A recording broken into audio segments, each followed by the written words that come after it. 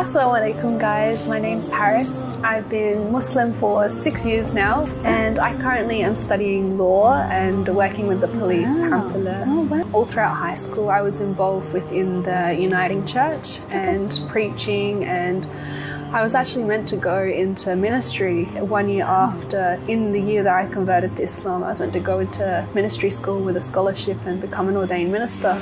But as I started to do my research into Christian theology deeper and deeper, I started finding a lot of holes within it and asking a lot of questions you may have done yourself, and a lot of contradictions within the theology and things that don't add up. And for a while there, I just didn't know what the world was or why I was here. And then alhamdulillah, I had some friends who were Muslim and they introduced me to their sisters, and I started learning Islam through their family.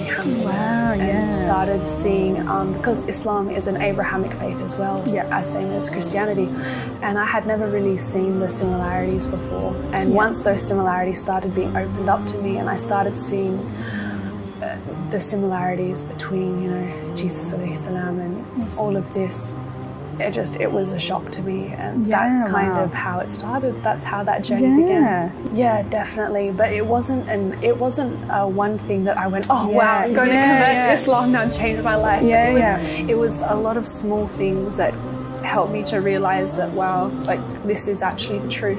And it came from small things. I think like starting with Christianity, reading more into Christianity and seeing in the Old Testament, oh, you know, women are actually meant to cover their hair when they pray, and then starting to implement that myself, and then seeing how the other Christians are like, no, that was, people just did that because that was a cultural norm at the time. And also looking further into the way that we're supposed to pray as Christians as well, and just being around the Muslim family that I was introduced to, and just seeing their mannerisms and the way that they implemented Islam into their life, it just became more apparent that Islam was the truth.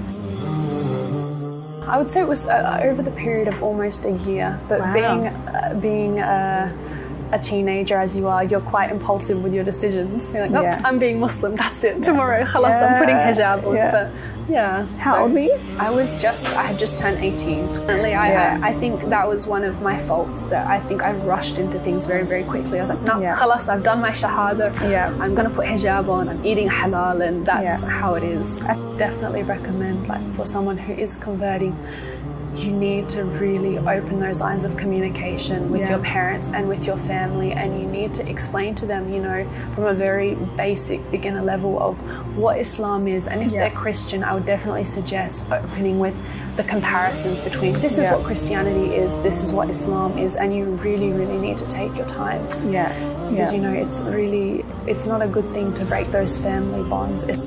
It's all about having that knowledge at the end of the day, making sure we're doing our research into our deen, you know, reading hadith for ourselves, reading Quran with tafsir, and understanding what our religion is and what it says. Definitely. And speaking with scholars, as you said before as well, and getting those questions answered.